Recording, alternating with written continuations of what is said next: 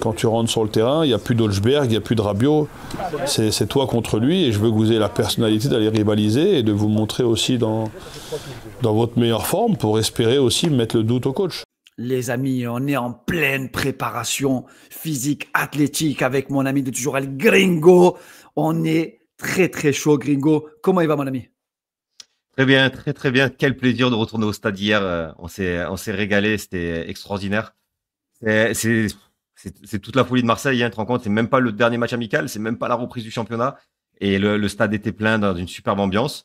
Et on a vu beaucoup, beaucoup de bonnes choses dans ce match. On a vu des choses très très intéressantes et comme d'habitude avec Naïm, on s'est dit, il y a quelque chose qui nous a un peu sauté aux yeux et on va vous parler d'un joueur qui commence un peu à faire la une des médias, j'ai envie de dire.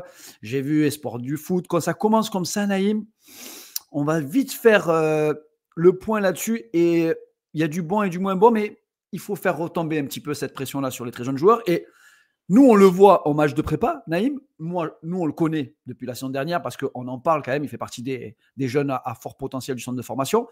Mais El Gringo, moi, je ne parle pas du centre de formation sans avoir le meilleur qu'il y a sur ses réseaux sur le centre de formation. Et vous le connaissez pour la plupart parce qu'il est souvent sur un média ami sur le Phocéen. C'est mon frère. C'est mon poteau Bastien, frérot. Comment il va, mon ami? Bonsoir à tous, et ça va très bien, très très bien. Frère, tu sais que c'est toujours un kiff. Hein. Dès qu'on fait des vidéos ensemble, qu'on est ensemble sur le Phocéen. Ouais, je sais que tu m'invites souvent, je peux pas tout le temps être là, mais en tout cas, le cœur y est tout le temps, sachez-le. Je sais. Je sais. Et Bastien, on est obligé de parler de Darim Bakola. Oui, il mérite. Il mérite, voilà. Alors, dans un premier temps, Bastien, avant qu'on lance un petit peu la vidéo, juste qu'on puisse présenter le joueur. D'accord? Tu vois? Je vais vous le mettre juste à l'écran ici, Bastien. Allez, je te laisse le présenter parce que je pense que tu le connais beaucoup mieux que Naïm et moi, parce que nous, on le découvre bien évidemment avec les matchs qu'on voit, parce qu'on ne voit pas les jeunes. Daryl, c'est un joueur de 17 ans qui est arrivé de région parisienne en... Alors, c'est pas de la post-formation parce qu'il arrivait quand même très jeune, mais il avait quand même un bagage qu'il avait acquis en région parisienne et en plus de ses qualités, on va dire, naturelles. Donc c'est un joueur qui est arrivé à moitié déjà formé et qu'on a continué de former à Marseille. C'est un milieu relayeur de formation, on va dire, mais, et on va en parler plus tard, je pense, quand on va détailler son parcours, il a joué quand même pendant plus de 15 mois en tant que faux neuf à l'OM. Et bon, on en parlera plus tard, mais ça a entraîné plusieurs choses, positives et négatives dans son parcours à l'OM. Mais à la base, c'est un milieu relayeur qui a une puissance pour son âge qui est phénoménale. Une qualité de pied. Il est franco-congolais. Qualité de pied assez remarquable. Pas forcément très grand, mais très costaud du bas du corps et des épaules. Donc voilà, attention, quand on dit costaud, tout ça, on dénigre pas le côté technique parce qu'il a un pied vraiment qu'on aimerait avoir, hein, nous qui avons joué au football tous les trois. Et il a un pied de très très haut niveau. Il a même une belle puissance de frappe, même sur des appuis arrêtés. Et de changement d'aile, on l'a vu hier, hein, le nombre de transversales qu'il fait à son âge. D'ailleurs, petite anecdote, au début que j'ai commencé à scouter, j'avais discuté avec un recruteur d'un club de Ligue 2 à l'époque, qui m'avait dit avant 18 ans, les joueurs n'ont pas vraiment de gelon. Je n'étais pas d'accord avec cette affirmation. Et ben hier, j'espère qu'il a vu le match de Bakola parce que ça, du coup, ça a dû piquer le nez comme de la moutarde. Tu me fais la passe D, Naïm, il me fait la passe D en plus. On va regarder un petit peu quelques passages. Moi, Bastien, je te mets déjà ce premier passage. Moi, j'aime les joueurs qui ont de la personnalité au Vélodrome. Tu vois, j'aime pas les joueurs. Je vais pas citer de nom. Naïm, tu vois de qui on a parlé pendant le match, un certain Ulysse Garcia. J'aime pas les joueurs le coach parle souvent de courage. Quand il parle de courage, c'est pas rentrer enfoncer le joueur, c'est pas ça du tout. Hein. C'est de prendre des décisions dans des zones difficiles et de montrer que tu as de la personnalité. Et derrière là, tu vois, c'est exactement ce qu'on a vu hier. Tu vois, je te mets une première vidéo où tu vois le joueur, il prend le ballon, il récupère, il se tourne, il accélère avec le ballon. Ah ouais, non mais je pense même que Roberto De Zerbi a été ravi de sa performance hier. Vraiment, hein, je pense que là, je prends aucun risque à dire ça. Je trouve également qu'il a montré une forte personnalité dans toutes ses sorties de balles, dans toutes ses prises de décision, beaucoup de verticalité dans son jeu. Et j'ai envie de te dire, c'est vrai que le talent, c'est la base c'est les fondations de ta carrière. Mais tous les jeunes joueurs qui ont ce talent, et il y en a beaucoup en France, et il y en a aussi à l'OM et à Marseille, quand vous êtes jeune et que vous avez du temps de jeu, déjà, c'est que vous le méritez, parce que vous avez montré à l'entraînement que vous le méritez. Mais il faut pas, c'est pas facile ce que je dis, hein, c'est des mots, là, tu as 60 000 personnes, tu es impressionné, tu joues contre des adultes. Mais il faut pas se laisser emporter justement par cette timidité qui pourrait t'envahir naturellement, ou de jouer simple. On l'a tous connu. Quand tu rentres dans un terrain, c'est ou quand tu reviens de beaucoup de mois de blessure, on te dit joue simple au début pour te rassurer. Non. Non, non, parce que si tu fais pas ça à 17 ans, ça veut dire qu'à 27, 28, 29 ans, quand tu vas revenir de blessure, il va te falloir quoi? 3, 4 matchs avant de retrouver ta personnalité dans ton jeu. Donc non, à 17 ans, tu dois perdre des ballons devant ta cage, on s'en tape. Lenny Oro, sa première titularisation, au bout de 5 minutes de jeu, il perd un ballon qui coûte un but à Lille. Sa première titularisation, il a 16 ans et demi. Aujourd'hui, Lenny Oro, il est à Manchester United. Pourquoi? Parce qu'à Lille, ils lui ont dit, on s'en tape. Tu vas quand même jouer les matchs d'après et tu vas progresser et tu vas nous rapporter 70 millions d'euros. Donc il faut que le joueur, que l'entourage du joueur, que l'entourage du club, que nous, influenceurs, supporters, spectateurs, on assume cela. Et hier, Bakola, il a assumé cela. Et j'ai trouvé ça, moi, franchement, j'ai pris un plaisir fou à le voir rentrer hier. Naïm, toi, on était du stade, et en plus on était bien entouré. Hein, vous découvrirez un jour celui qu'on surnomme El Loco, qui est mon frère. Je devrais vous faire à chaque fois des messages sur tout ce qu'il me dit mon frère, parce que je pense que c'est Riolo à côté, c'est un enfant de cœur, hein, Naïm, à côté de mon frère. Et largement. Son réflexe, bon, je précise qu'il a joué à l'OM et il a joué en jeune dans une époque très difficile. Et dès son premier ballon, il m'a dit ça, c'est un phénomène. Bon, il est toujours un peu dans l'extrême, hein, mais il me dit ça, c'est un phénomène. Est-ce que toi aussi, Naïm, on le voit encore sur ses vidéos, hein, est-ce que toi aussi, dès ses premières prises de balles, tu vois, il a une trajectoire à la Boubacar Camara, là, entre guillemets, jeune, 17 ans, déjà équipe de France. On pense que cette saison, il va avoir du temps de jeu, le coach l'a dit. Est-ce que toi aussi, tu as ce ressenti-là qu'il est déjà prêt? Moi, quand je le vois jouer, je me dis pas de suite c'est un phénomène. La première chose que je me dis, c'est un bon petit joueur. Maintenant, quand tu remets dans le contexte et que tu te dis qu'il a 17 ans, tu te dis, là, quand même, ce qui fait cette entrée-là, elle est vraiment très, très intéressante. Il faudra en voir plus parce que bon, il est quand même dans un rôle au milieu où, on le voit sur la vidéo, hein, la plupart des ballons qu'il a joués, comme ceux-là, il n'y a rien de compliqué à les faire, mais c'est normal, c'est le rôle. Par contre, les quelques ballons où il a eu des opportunités de tenter des choses un peu difficiles, il l'a fait, il s'en est pas mal sorti du tout. Donc, c'est de très bon augure pour la suite, mais ce qui donne vraiment confiance, c'est son âge, sa précocité. C'est qu'à 17 ans, ils sont capables de répondre physiquement. C'est ça, il n'a pas peur de prendre l'espace. Moi, j'aime les joueurs, Bastien, qui prennent l'espace. Tu vois, qui va gratter le ballon, ce qui manque énormément à un Gomez. C'est-à-dire, Gomez, c'est un excellent joueur de ballon, mais par contre, il ne va pas gratter un seul ballon dans les pieds des joueurs. Impossible. Non. Et hier, Bakola, moi, parce que toutes les qualités avec ballon, je les avais déjà vues. Bon, mais parce que j'ai la chance de suivre les jeunes. Par contre, le nombre de ballons qu'il a récupéré en mettant son corps devant, en anticipant. Alors là, je te rejoins, Bilal, il m'a bluffé. Ces actions-là, elles sont intéressantes. Eh oui, ces actions-là, c'est vachement intéressant. Et c'est là où moi, Bastien, on voit la personnalité du joueur. C'est-à-dire que là, il se dit, j'ai 17 ans. Alors, attention, Bastien, je te l'ai dit en off, il joue une équipe espagnole. Athlétiquement, c'est très loin de la Ligue 1. Les équipes espagnoles, c'est des excellents manières de ballon. Ils sont tous techniques. Par contre, physiquement, c'est des enfants à côté de la Ligue 1, à côté des équipes de Ligue 1. Donc là, Bakola, 1m78, il rentre dans un rôle de sentinelle, entre guillemets, mais il n'avait pas le rôle de Gomez hein, quand il est rentré sur le terrain. Il avait un rôle un peu différent, tu vois, vraiment un rôle de gratteur, mais qui peut aussi organiser le jeu. Et la question, Bastien, c'est est-ce que c'est quelque chose que toi, quand tu le scoutes, quand tu l'as vu la saison dernière, est-ce que tu as revu ces aptitudes-là de jeune vers le monde pro? Parce que la bascule est quand même très difficile. Alors, pour te parler de sa saison dernière, je suis obligé, je suis désolé, ça va être un peu long, mais de faire un retour en arrière sur la saison d'avant. Gros, régale-toi. T'es chez toi, frère. Et se régale les auditeurs à écouter les experts. Je préviens parce que ça va être, je suis obligé en fait, parce que tu peux pas juger hors contexte un joueur, c'est pas possible. Enfin, moi, en tout cas, ça existe pas chez moi.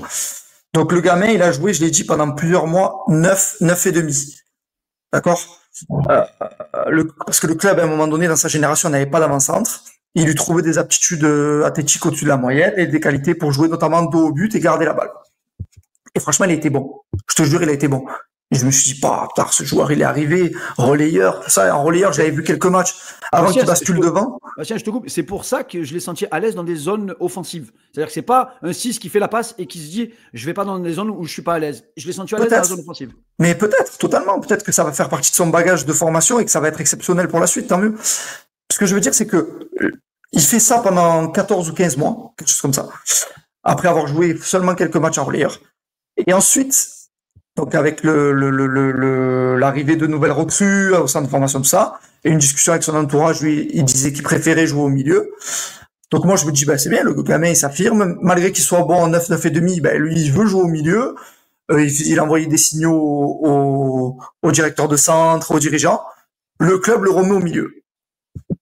Là, tu te dis, au réflexe, on va dire un peu con, mais d'observateur primaire, tu te dis, allez, montre-nous, tu vois. Limite, vas-y, crève l'écran, tu vois. En plus, on sait à ce moment-là qu'il commence à s'entraîner avec les pros, tout ça. Et honnêtement, sa saison dernière, elle est décevante. Dans le contenu, elle est décevante. Dans l'attitude, elle est très décevante. C'est ce qui m'a le plus déçu. Le jeu sans ballon. Tout ce que j'ai vu hier, que je voyais pas. Se faire mal. Toujours en mouvement. Même si tu n'es pas sûr de récupérer la balle sur les ballons 50-50, être là pour faire chier l'adversaire. Ça, je l'ai pas vu. Je le voyais, par exemple, faire des transversales. Et puis marcher derrière, en mode, elle est belle ma transversale, et regarder où allait le ballon, tu vois. J'ai vu faire ça au campus, et pas qu'une fois. Je sais aussi, parce qu'on a des amis en commun, d'ailleurs, tu connais, qui font partie de son entourage, qui me disaient que eux-mêmes étaient déçus de ses performances, et qui lui disaient. Je pense que Benatia lui a mis une couche aussi. Et en fait, ce que je vois pas que hier, mais depuis le début de la prépa, c'est que je me dis, ah ouais, d'accord. Donc là, soit il y a eu une discussion, une saison en mode on sait tous que tu as du talent, mais il va falloir faire plus. Et moi, staff de Roberto, nous, on va t'apporter les outils pour que dans ta mallette, tu aies tout pour réussir. Ou soit de lui-même. Et dans les deux cas, c'est bien parce que ça veut dire que toi, tu es bien entouré, le club te structure bien, soit toi-même, tu as fait ta propre introspection et autocritique, ou soit de lui-même, il a basculé. Donc, si il enchaîne encore les entrées comme ça veut dire qu'il a basculé et que définitivement, un peu à l'image d'un Bilal Nadir la saison dernière, ça va devenir un joueur de référence qui pourra enchaîner des minutes en Ligue 1, en Coupe d'Europe, en Coupe de France. Si c'est le cas, c'est tout bénéf pour le club. Si par contre, tu vois qu'il retombe dans certains travers de ce que j'ai pas aimé de lui l'année dernière, ça veut dire qu'il y a encore du travail et c'est pas grave. Il a 17 ans. Il peut encore faire la bascule dans quelques mois, peut-être même dans quelques années. Mais là, on est quand même on est là aussi pour dire aux gens, comme tu dis, c'est que des matchs amicaux. On a connu d'autres joueurs par le passé, tu en as cité tout à l'heure. Donc, on va attendre de voir. Mais il a déjà le mérite de s'être fait violence pour qu'on parle de lui aujourd'hui. Tu vois, tu as passé une vidéo de Daryl Bacola aujourd'hui et pas de Robinho Vaz, alors que même Robinho Vaz fait une bonne entrée. Il a le mérite de mettre le doute dans la tête de De Zerbi et de faire rentrer, par exemple, Bilal Nadir à gauche. Donc, il a gagné tout ça. Il le mérite. Maintenant, va chercher ce que tu mérites encore plus, mon gamin. C'est tout ce que j'ai envie de te dire. Naïm, sur ce que vient de dire Bastien, en plus, on peut parler de l'épisode 4 de la meilleure série de l'année. Ça, on ne l'attendait pas. Hein. Mais la série, elle est incroyable. Mehdi Benassia, il parle toujours d'exigence, mais l'exigence, ce n'est pas juste des paroles. Il dit, Naïm, il dit dedans, vous les jeunes, que ce soit avec les U19 dans les compétitions importantes et avec la Pro 2, vous devez crever l'écran. On doit voir que vous quand on vient vous voir sur le terrain. Naïm, je te rappelle, et ceux qui nous regardent, encore une fois, tous nos abonnés, vous êtes extraordinaires, ça vous le répétera à chaque fois, mais on se la régale avec Naïm. On a vécu des matchs amicaux avec des joueurs qui ont crevé l'écran. Je pense à François, Régis, Muguet, notamment, c'est le dernier qui avait vraiment crevé l'écran. Pour les anciens qui se souviennent, il y avait aussi Roca qui avait été bon dans les matchs de préparation. Il y avait aussi Chabrol à l'époque qui avait été bon. Moi, Naïm, je te dis, pour moi, les matchs de préparation, c'est comme jouer au poker sans mettre de l'argent. Il n'y a pas la notion de résultat. Il n'y a pas l'importance de l'enjeu. Il n'y a pas l'enjeu. Il n'y a pas la tension. Peu importe ce qui se passe, on se dit c'est les matchs de prépa. Est-ce que pour toi, Naïm, ce genre de joueur-là vient bousculer la hiérarchie? Ce qu'on a vu par exemple hier, que Kondogbia n'est pas rentré. Et il est vraiment poste pour poste à la place de Geoffrey Kondogbia qui à des émoluments à hauteur de 5 millions l'année. Tu vois? Et le coach, sur la dernière vidéo, tu as bien compris, tu peux gagner 5 millions. Si tu as un jeune qui est meilleur que toi, il jouera à ta place. Non, c'est clair. C'est clair, mais en fait, tout a été dit dans l'épisode 4 de la série de l'OM. C'est la première partie que tu as bien expliqué de Mehdi Benassia, et où il a 1000 fois raison. Si ces joueurs aspirent à jouer à l'Olympique de Marseille quand ils vont jouer en N2, on doit voir que sur le terrain. Sinon, c'est qu'il y a un gros problème. Et la deuxième chose, c'est les épisodes de Wai Brassier-Koné. C'est-à-dire des joueurs très, très talentueux, mais qui n'ont pas eu la bonne attitude, qui n'ont pas donné ce qu'ils devaient donner, qui n'ont pas su gagner leur place et qui aujourd'hui sont carrément plus à l'OM. Donc, ça rejoint totalement ce que dit Bastien, c'est quelle voie il va choisir maintenant. Est-ce que les qualités, il les a? À 17 ans, ce qu'il a physiquement et techniquement, c'est vraiment pas mal. C'est vraiment pas mal, je veux pas m'avancer, mais ça donne quand même des indications sur un futur prometteur. Mais maintenant, est-ce qu'il va avoir la capacité vraiment de donner tout ce qu'il faut pour aller gagner une place de titulaire à l'Olympique de Marseille, là où c'est plus dur qu'ailleurs pour un jeune joueur de s'imposer, surtout avec le recrutement. Surtout exactement. Surtout avec l'équipe que tu as aujourd'hui et avec l'exigence de l'entraîneur que tu as. Mais c'est à double tranchant. On a un entraîneur qui, pour moi, est extraordinaire, mais qui en demande beaucoup. Et si tu arrives à assimiler ce qu'il te demande et à l'appliquer, par contre, tu deviendras 2 fois plus fort qu'avec un autre entraîneur, surtout quand il y a un gros potentiel. Donc maintenant, c'est exactement ce qu'a dit Bastien. C'est lui qui a la clé. Parce que pour moi, les qualités, il semble les avoir. Je dis pas qu'il les a totalement pour être un phénomène. Pour être un très bon joueur, j'ai l'impression qu'il les a. Maintenant, est-ce qu'il va passer le cap? Il a 17 ans, c'est dur à dire, hein, mais à 17 ans, aujourd'hui dans le foot, tu es déjà un peu à la croisée des chemins. Hein.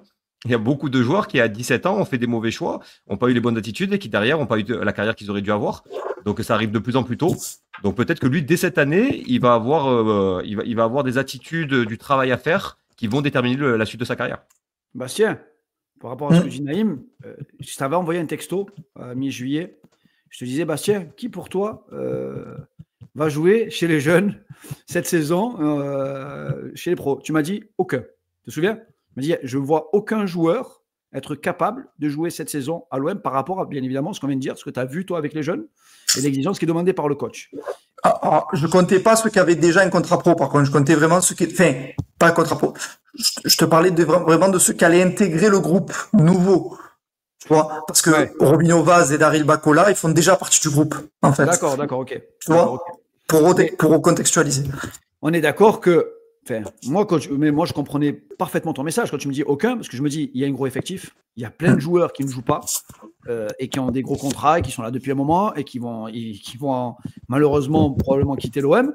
Et il y a des joueurs, je pense au jeune Abdallah, tu vois, à des postes où, pour moi, c'est loin d'être le niveau de l'Olympique de Marseille, tu vois. Ça joue pas en Ligue 1, ça joue pas à l'OM, c'est pas prêt encore à rentrer à remplacer un Greenwood. C'est encore, pour moi, sa marge de progression, on est encore loin du joueur, tu vois, du joueur déterminant qui rentre. Tu te dis, ouf, c'est un Désiré Doué, ou je prends Désiré Doué parce que c'est ces âges-là, tu vois, où je me dis, lui, on a ça nous à l'OM. Ma question, Bastien, maintenant, c'est qu'au centre de formation, on a tellement besoin de sortir des joueurs que est-ce que parfois, on ne s'invente pas un niveau de certains joueurs juste pour dire l'OM sort des joueurs du centre de formation? C'est possible. C'est une interrogation qui est intéressante. En tout cas, Bilal, le débat, il mérite d'être posé. Moi, ce que je peux te dire, c'est une affirmation, mais qui est assez facile, c'est parce qu'il n'a pas les salles, c'est que les meilleurs joueurs, en tout cas, de la zone sud ne sont pas à l'OM. En Suisse, les meilleurs joueurs de région parisienne, en général, ils sont à Rennes ou au Paris Saint-Germain ou à Monaco. Et donc toi, tu aspires à récupérer des 2e, 3e chapeaux, avec des grosses guillemets parce qu'on parle de jeunes joueurs, mais en termes de potentiel. Parce qu'après, c'est à toi aussi de les développer. Parce qu'il y a des joueurs qui sont à 15 ans des 2e, 3e chapeaux dans leur catégorie d'âge, mais si tu as bien travaillé à 18, c'est des joueurs prêts pour la Ligue 2 ou la Ligue 1. Ce qui est déjà formidable, de former des joueurs de Ligue 2, parce qu'on rappelle qu'on n'est pas aussi un centre de formation que pour des joueurs qui vont jouer la Ligue des Champions. Un centre de formation, ça doit savoir former tout type de joueurs. Bilal Nadir, par exemple, qui n'était pas chapeau Bilal Nadir, et qui aujourd'hui... Bilal Nadir, aujourd'hui, tu le mets à Toulouse, je pense qu'il joue 25 matchs dans la saison. Titulaire. C'est indiscutable, sans problème. Voilà. Kylian Abdallah, c'est un super exemple. Pour moi, Je sais pas ce que le club va en faire et ce que son entourage fait. Prêt en Ligue 2. Red Star, Pau. Je te cite des clubs avec qui j'ai discuté qui cherchent des joueurs de ce profil-là. Tous les jours. Tous les Je jours. rappelle, Bastien, tu as une structure de scout. D'accord. Exactement. Et d'intermédiation. Avec Shérif, vous êtes plusieurs. Avec Shérif Bouchiki, ouais. Ouais, vous avez déjà vu sur la minute, les gars, il était présent avec nous quand on a parlé des jeunes du centre. Donc, vous scoutez tous les week-ends. Vous allez voir un maximum de ça y est, on est bien structuré. On a même des accès vidéo à peu près de partout. Et cet été, on a vécu, comme on fait de l'intermédiation, un mercato de l'intérieur avec des clubs qui nous appellent. Nous-mêmes, on a appelé des clubs avec des besoins. Là, j'ai reçu encore 3 messages juste avant que tu m'appelles. Bonjour, je suis tel club en Belgique, tel club en France, mes besoins, un défenseur central, un droitier, un gaucher, voilà. Donc on a vécu ça. Donc voilà, c'est la parenthèse promotion, mais c'est même pas une promotion parce non, que... mais c'est vachement intéressant parce que je veux dire, on rappelle, Bastien, chacun a nos activités et c'est des métiers passionnels. Tout le monde rêverait de vivre de ce type de métier-là. J'imagine, c'est ce que vous rêverez, toi et Shérif. Bon, c'est pas encore le cas. C'est des métiers longs, tu vois, ça prend énormément de temps. Ça viendra peut-être. Ça viendra peut-être. On l'espère. Oui. Pour l'instant, on fait ça avec beaucoup d'humilité, de toute façon. Voilà, quand tu scoutes, donc je prends l'exemple d'Abdallah, tu te dis, dans ta tête, quand tu contactes ce type de jeunes joueurs du centre de formation, tu te dis, aujourd'hui, la passerelle de l'OM, elle est trop élevée. Exactement. En fait, nous, on arrive à un niveau d'exigence dans notre travail, je parle de Shérif et moi, où quand des clubs ils t'appellent, il faut que tu aies une projection. Donc, ça passe par de l'observation, des stats, et des informations complémentaires comme est-ce que le joueur a une blessure grave, est-ce que sa mentalité, son mindset est dirigé vers le haut niveau, comment on parle ses anciens coéquipiers, ses anciens coachs. Donc nous, on fait de la projection, on est obligé parce qu'un club tu l'appelles, tu peux pas lui dire bon, je sais pas trop, oui, peut-être qu'il sera titulaire. C'est pas possible. Faut que tu dises non, pour moi ce joueur-là, il peut jouer comme j'ai dit tout à l'heure sur Bilal Nadir. J'affirme que s'il est à Toulouse, il peut jouer 25 matchs titulaires dans la saison. Voilà, pour moi il en est capable. Donc voilà, donc on fait ça. Aujourd'hui au centre de formation, je vais te dire pour reprendre, alors tu as Daryl, tu as Robinho, qui sont pour moi des joueurs qui peuvent prétendre à la Ligue 1. J'exclus Bilal Nadir, qui pour moi est déjà un joueur de Ligue 1, ça y est. Ensuite, on a vu Yanis Selami un peu cet été. Yanis, pour moi, c'est particulier parce que, tu vois, par exemple, lui, il y a 3-4 ans, il part dans les chapeaux 1, et puis il vit une énorme blessure. Ouais. Et depuis... Là, il retrouve un petit peu un bon niveau, mais il a mis du temps quand même à revenir à un niveau auquel il aspirait. On a vu Max Corbon, qui est international espoir suisse. Pareil, c'est des joueurs de talent, mais qui, pour moi, devraient aller chercher du temps de jeu dans des divisions inférieures. Et c'est pas péjoratif de dire ça. C'est pas péjoratif. Moi, je vois plein de joueurs. Là, on a un petit qui était de Marseille et qui était à l'OM, même Versini, qui est allé chercher du temps de jeu en N2, l'année dernière en N1. Et là, aujourd'hui, il va jouer en Ligue 2. Il va être titulaire sûrement sur la première journée avec Pau. C'est pas une honte d'avoir ces parcours-là. Il n'y a pas que des Daryl Bakola, il n'y a pas que des Boubacar Kamara. Passer par le plus bas, Benjamin André, qui est un taulier de notre championnat. En jeune, c'était phénoménal. Eh ben, il est passé par la Ligue 2. Il a galéré un peu, vraiment, entre guillemets, et aujourd'hui, voilà, pour en arriver là. Il n'y a pas de chemin type. Donc, au centre, aujourd'hui, moi, je vais te dire, sur les projections, tu as Amir Keranif, défenseur central qui intègre les 19 nationaux cette année, qui est en 17 nationaux. Pour moi, je lui vois un brillant avenir. Et peut-être Gianni Calisto, qui est latéral gauche. J'aime bien. Voilà.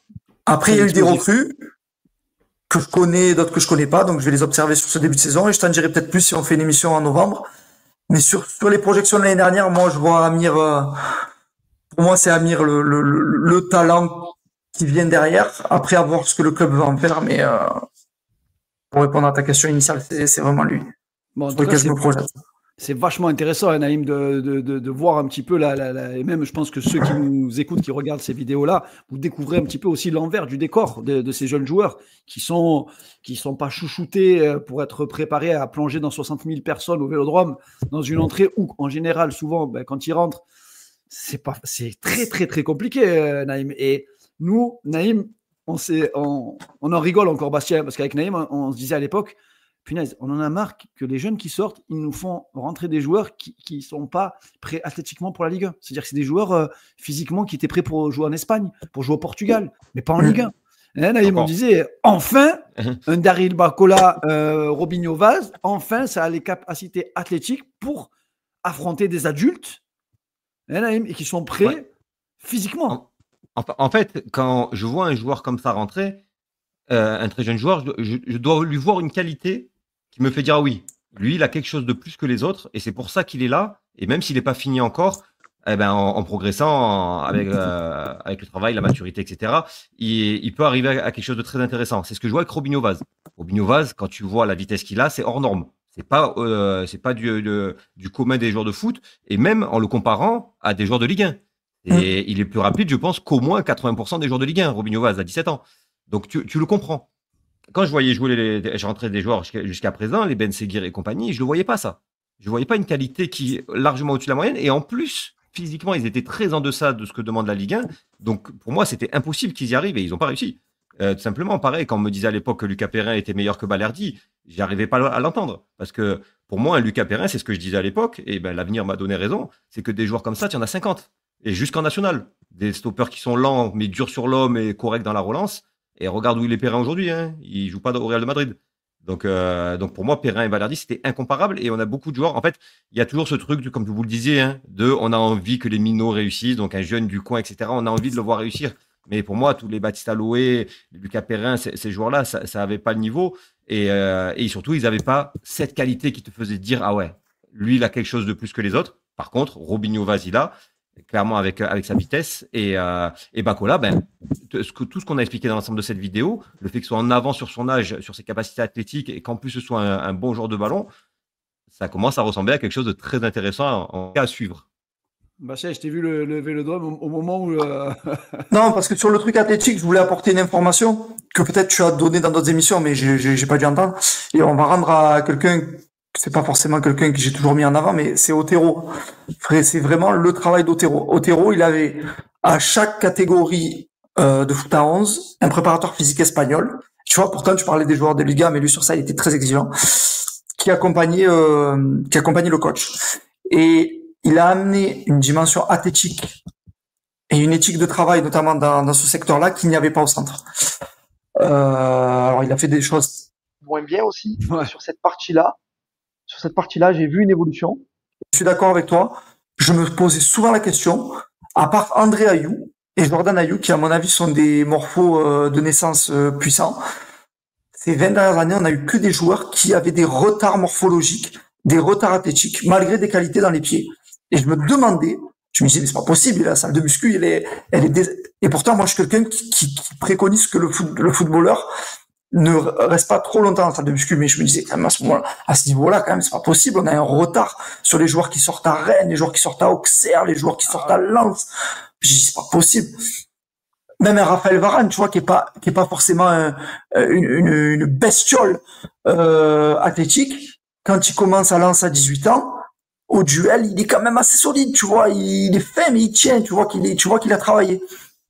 Bref, tout ça pour dire que Otero, sur ces 2 ans pleins à l'OM, il a amené énormément de travail là-dessus.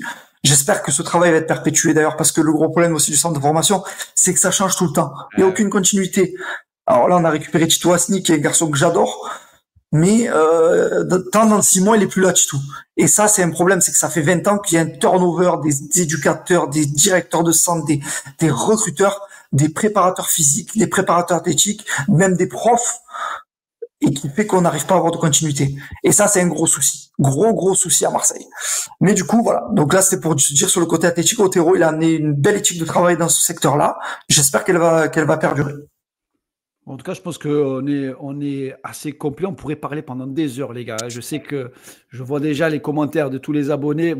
Plus c'est long, plus vous aimez. Je le sais. Je vous connais par cœur. Mais il faut en garder pour toute la saison. Et il y aura beaucoup de choses à dire cette saison. Et on a la chance d'avoir une magnifique équipe. Et Bastien, moi, je change quand même très souvent avec Bastien parce que il fait partie de mon entourage et de mecs avec qui je pourrais parler pendant des heures. Moi, ce qui me fait rire, bon après, parce que je suis pas aussi présent que vous sur YouTube et compagnie, mais c'est que je t'ai connu, moi, Bilal, joueur, Et bah, je rigole parce que souvent sur X, en plus, t'es très second degré, tu prends les choses de haut, j'adore ton mindset. Bon, ça, je sais que tu es une belle personne, donc je sais qu'il y a, mais quand il y a des mecs qui essayent de te parler de certains trucs, alors je sais que tu es plus fort que 99% des mecs sur le réseau, ballon au pied. Des fois, je me tape des barres, je me dis, mais ils se rendent compte que ces mecs-là, Bilal, avec 2 genoux en moins, il leur apprend ce que c'est que une conduite de balle et tout. Des fois, je rigole tout seul, bref. C'est ça qui est beau. C'est ça qui est beau sur Twitter. Mais j'adore, mais attention. Par contre, je suis pas d'une école, FFF. Tout le monde a le droit d'avoir un avis sur le football. Tout le monde a le droit d'apporter, mais des choses constructives à un débat. Si tu me dis, par exemple, moi, le truc d'un joueur, il est nul. Le mec, déjà, il joue en 19 nationaux, il joue en National 2, il est pas nul, frère. Si tu vois le niveau de la National 2 aujourd'hui, encore hier matin, j'étais sur des matchs amicaux de National 2, sur des terrains de foot, c'est des champs de patates. Moi, alors que j'étais un bon petit joueur, tu me mets au milieu de ça, je sais pas contrôler 2 ballons, frère.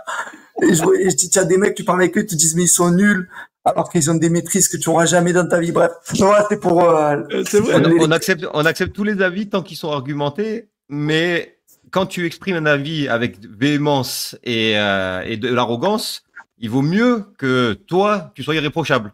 Petit message, hein, si jamais Domenech ou Dugarry nous écoutent.